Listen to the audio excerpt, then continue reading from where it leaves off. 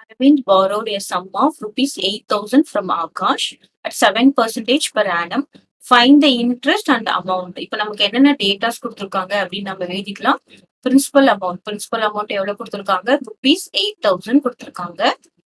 அப்புறம் rate of interest R is equal to எவ்வளவு கொடுத்துருக்காங்க? 7% per annum கொடுத்துருக்காங்க.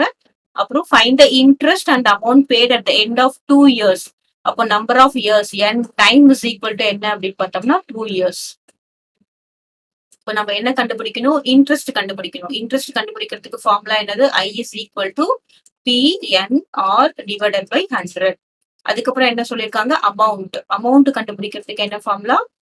Amount is equal to principal plus interest ரெண்டும் சேர்ந்ததுதான் அமௌண்ட். ஃபைனல் அமௌண்ட் எவ்வளவு கொடுப்பாங்க அப்படின்றது. இப்ப நம்ம போடலாம். பி என்னது? 8,000 rupees. Principal amount is 8,000 rupees. Number of years is 2. அப்புறம் rate of interest வந்து 7 divided by 100. இந்த 0 cancel, இந்த 0 cancel. இப்போ என்ன வரும்? 8 2 are 16. 160 into 7.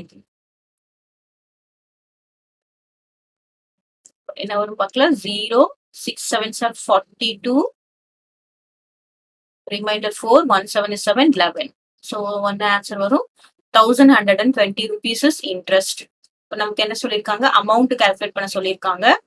அப்போ amount is equal to principal amount எவ்வளோ? Principal is 8,000 rupees plus interest எவ்வளோ? 120 rupees. டோட்டலா என்ன வரும்? 9,120 rupees.